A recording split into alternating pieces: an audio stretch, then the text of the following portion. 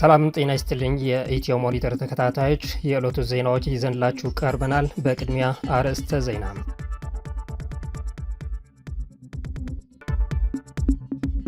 የትግራይ ተፈናቃዮች የክልሉ ርዕሰ መስተዳደር ጽሕፈት ቤት በኃይል ጥሶ መግባታቸው ታወቀ። ጠቅላይ ሚኒስትሩ የኢትዮጵያ ሀብታሞች የሀገሪቱን ሰላም በማደፍረስ ላይ 60 በመቶ አስተዋጽኦ ያደርጋሉ ሲሉ ወቀሱ። ሱዳን የሊቢያ ታጣቂዎችን ድንበሬን ጥሶ ጥቃት ፈጸሙብኝ ስትል ከሰሰ። ላይክ፣ ሼር እና ሳብስክራይብ እያደረጋችሁ የቻናላችን ቤተሰብ ይሁን። የትግራይ ተፈናቃዮች የክልሉ ርዕሰ መስተዳደር ጽሕፈት ቤት በኃይል ጥሶ መግባታቸው ታወቀ። ዛሬ በመቀለ ከተማ ሰላማዊ ሰልፍ እያደረጉ ያሉት የምዕራብ ትግራይ ተፈናቃዮች ከጊዜያዊ አስተዳደሩ የሚሰማቸው ባለስልጣን ሲያጡም ጥበቃዎችን ገፍትሮ መግባታቸው ታውቋል። በኬንዳ ለአምስተኛ ክረምት አንከርም የሚል መፈክር ሲያስተጋቡ የተሰሙት ተፈናቃዮች ዛሬ ግንቦት 4 ቀን 2017 ዓ.ም ባካሄዱት ሰልፍ ወደ ቀያቸው እንዲመለሱ ተማጽነዋል። ተፈናቃዮቹ በትግራይ በደረሰው አስከፊ ጦርነት ከመኖሪያ ቤታቸው ተፈናቅለው 4 ክረምት በኬንዳ አሳልፈዋል። ተፈናቃዮቹ ከ4 ዓመታት በላይ በአሮጌ ኬንዳ ውስጥ ብርድና ንፋስ፣ ፀሐይና ዝናብ እየተፈራረቀባቸው የሚገኙና በምግብና መድኃኒት እጦት በርካቶች ለሞትና በሽታ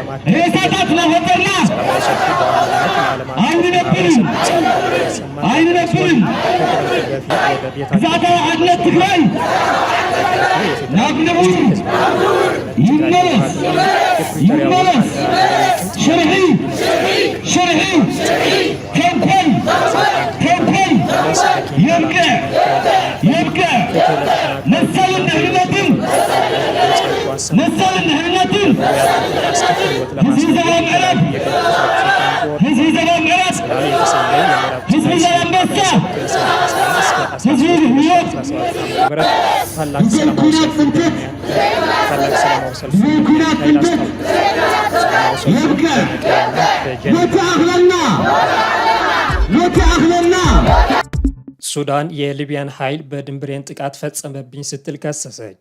የተባበሩት አረብ ኤሚሬትስ ጥቃቱን እየደገፈች ነው ስትልም ወቅሳለች። የሱዳን መንግስት የሊቢያን ወታደራዊ አዛዥ ካሊፋ ሀፍታርን የፈጣን ድጋፍ ኃይል አባል በመሆን ድንበር ዘለል ጥቃት ፈጸመብኝ በማለት ነው የከሰሰችው።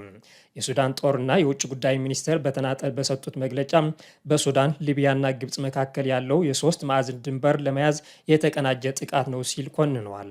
ጦሩ የአርኤስኤፍ ተዋጊዎች በካሊፋ ሀፍታር የሊቢያ ጦር እየተደገፉ አካባቢውን ለመንጠቅ ሞክረዋል ይላል መግለጫው። የሊቢያ አንጃ ተሳትፎም ከዚህ በፊት ታይቶ የማይታወቅ የዓለም አቀፍ ሕግ ጥሰትና ክልላዊ ሴራ በማለት ጠርቶታል። የውጭ ጉዳይ ሚኒስቴር ድርጊቱን አደገኛ ትንኮሳ ብሎ የጠራው ሲሆን በአቡ ዳቢ አገዛዝ የተደገፈ ነው ብለዋል።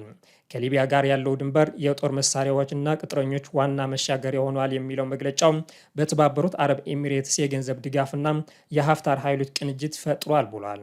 በተጨማሪም የጸጥታው ምክር ቤትና የምዕራባውያን ኃይሎች ገርነት ሲል የገለጸው በጦርነቱ ውስጥ ተጨማሪ ቀጠናዊ ተሳትፎን አበረታቷል ሲል ተችቷል። ዓለም አቀፉ ማህበረሰብ በተለይም የተባበሩት መንግስታት ድርጅት፣ የአፍሪካ ህብረትና የአረብ መንግስታት ሊግ ይህንን ጥቃት እንዲያወግዙና ለሱዳን ሉዓላዊነት፣ አንድነት፣ ቀጠናዊ ደህንነትና መረጋጋት ምላሽ እንዲሰጡ እንጠይቃለን ብሏል። የሱዳን ውጭ ጉዳይ ሚኒስቴር መግለጫ። ኢትዮጵያ የበር ባህር ግንባታ ለማጠናቀቅ መቃረቧ ተሰማም። የባህር በር የሌላት አፍሪካዊት ሀገር ኢትዮጵያ በሩሲያና የተባበሩት አረብ ኤሚሬትስ ድጋፍ ዋና የባህር ኃይል አገልግሎት ግንባታ ልታጠናቅቅ ነው ተብሏል። ኢትዮጵያ በዋና ከተማዋ አዲስ አበባ የሚገኘውን አዲሱን የባህር ኃይል ዋና መስሪያ ቤት ግንባታን ልታጠናቅቅ መሆኑ ተገልጿል። ይህም ብሔራዊ የባህር ኃይልን መልሶ የማቋቋም ምኞቷን የሚያመላክት መሆኑን ተገልጿል። ህንፃው በ3 ሄክታር መሬት ያረፈ ሲሆን ባለ 4 ፎቅ ኮምፕሌክስ፣ የአስተዳደር ቢሮዎች፣ የሕክምና ክሊኒክ፣ የመሰባሰቢያ አዳራሾች፣ የስፖርት ማዘውተሪያ ስፍራዎችና ሌሎች የድጋፍ መሰረተ ልማቶችን ያካተተ ነው ተብሏል። በመጋቢት 2025 የኢትዮጵያ ከሩሲያ መንግስት ጋር የባህር ኃይል ልማትና ስልጠናን ለመደገፍ የትብብር ስምምነት መፈራረማቸውም ይታወሳል። የኡጋንዳ መንግስት ለኤርትራውያን የፖለቲካ ጥገኝነት ከለከለም። የአፍሪካ ኢንቴሊጀንስ ድረ-ገጽ እንደዘገበው የኡጋንዳ መንግስት እገዳውን የጣለው ህገወጥ የሰዎችና የገንዘብ ዝውውርን ለመግታት ነው። ኤርትራውያን ወደ ኡጋንዳ እንዳይገቡ እገዳው ለምን ያህል ጊዜ እንደሚቆይ የጠራ መረጃ የለም። በኡጋንዳ በሻዕቢያ መንግስት ጭቆና ምክንያት ብዙ ኤርትራውያን ይኖራሉ። በዋና ከተማዋ ካምፓላ በ10 ሺዎች የሚቆጠሩ ኤርትራውያን ኑሯቸው እየመሩ ነው። የኡጋንዳ መንግስት በአዲስ ኤርትራውያን ጥገኝነት ጠያቂዎች ላይ የጣለው እገዳ በኤርትራውያን ዘንድ ስጋት ፈጥሯል። በሌላ በኩል የአሜሪካው ፕሬዝደንት ዶናልድ ትራምፕ ኤርትራውያንን ጨምሮ በ12 ሀገራት ዜጎች ላይ የጉዞ እገዳ ጥለው ባለፈው ሰኞ ተግባራዊ መሆኑ ይታወሳል። ትራምፕ ባለፈው ሳምንት የ12 ሀገራት ዜጎች ወደ አሜሪካ እንዳይገቡ የሚያግድ አዲስ ህግ ቢፈርሙም በአሜሪካ መንግስት አፈቀላጤዎች እንደሆኑ የሚነገርላቸው ድረ ገጾች ሚዲያዎች እገዳውን ተገቢ እንደሆነ ዘግበዋል።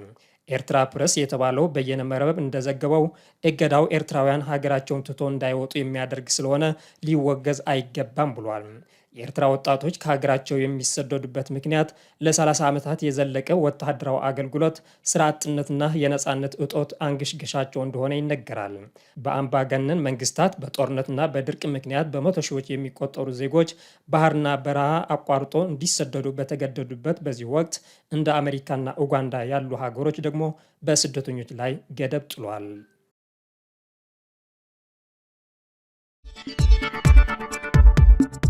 የኢትዮጵያን ሰላም የሚያናጋው 60 በመቶ የኢትዮጵያ ሀብታም ነው ሲሉ ጠቅላይ ሚኒስትር ዶክተር አብይ አህመድ ተናገሩ። እየቀለባችሁ ፋይናንስ እያደረጋችሁ እኔን መልሳችሁ ሰላም ብትሉኝ አይሆንም፣ ሰላም ከፈለጋችሁ ፋይናንስ አታደርጉ ሲልም ተደምጧል። ጠቅላይ ሚኒስትር አብይ አህመድ ከመላው ሀገሪቱ ከተውጣጡ የንግድ ማህበረሰብ ተወካዮች ትላንት ውይይት ባደረጉበት ወቅት ባለሀብቶች የሰላም ችግር በስራቸው ላይ እንቅፋት መሆኑን አንስተዋል። ጠቅላይ ሚኒስትር አብይ ስለ ሰላም በሰጡት ማብራሪያ ባለሀብቶች ጫካ ያሉትን ታጣቂዎች በገንዘብ በመደገፍ ወይም ማበረታታት እንዲያቆሙ አሳስበዋል። ባለሀብቶች እውነተኛ ሰላም ፈላጊ ከሆኑ በጫካ ያሉ ኃይሎችን መደገፍ፣ መቀለብን አቁመው ወደ ሰላም እንዲመጡ መምከር እንደሚጠበቅባቸው አስገንዝበዋል። ሰላም የሚፈልግ ካለ በእኛ በኩል ምንም ችግር የለም፣ እንቀበላለን፣ እናንተ ወደ ጫካ ብር አትላኩ ያሉት ጠቅላይ ሚኒስትሩ መንግስት በሰላም የሚመጡ አካላትን ተቀብሎ ለመወያየት ዝግጁ ነው ሲሉ ተናግረዋል። ጠቅላይ ሚኒስትሩ የኢትዮጵያ ሀብታሞች የሀገሪቱን ሰላም በማደፍረስ ላይ 60 በመቶ አስተዋጽኦ ያደርጋሉ ሲሉም ገልጿል።